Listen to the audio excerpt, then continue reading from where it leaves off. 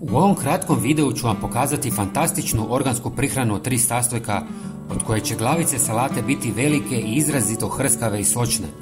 Osim za salatu, možete ga koristiti za rajčice, paprike i druge biljke. Prije nego krenemo u izradu prihrane, važno je da znate i ovo. Ključni aspekti uspješnog uzgoja uključuju održavanje optimalne vlažnosti tla, što zahtijeva redovito zalijevanje kako bi se osiguralo da korijenje biljaka ostane adekvatno hidrirano. Također je važno pratiti temperature, izbjegavajući ekstremne uvjete koji bi mogli štetiti rastu i razvoju biljaka.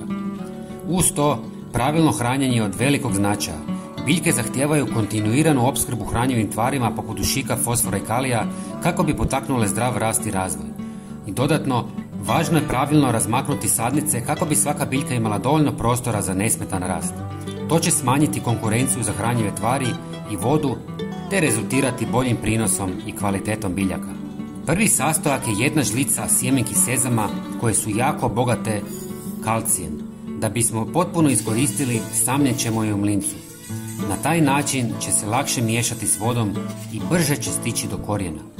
Ako nemate sjemenke sezama, možete koristiti ljuske od jaja. Prijatelji, napišite mi u komentarima koje vi povrće najviše sadite. Istresite sastojke u 300 ml tople vode.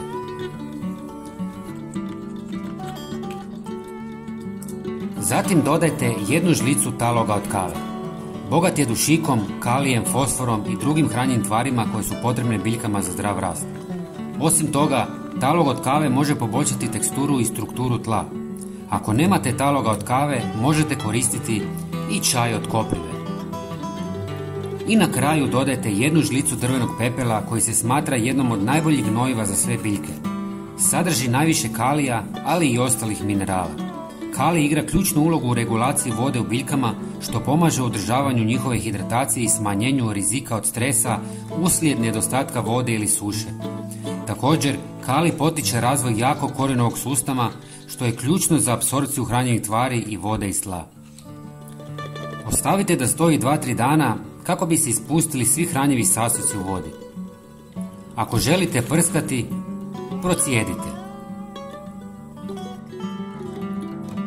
Zatim razrijedite s 3 litre vode i spremno je za korištenje. Prskajte ili zalijevajte biljke 2 puta mjesečno. Prijatelji, bilo bi nam drago da pogledate naš sljedeći video na vašem ekranu. Hvala vam puno. Pozdrav!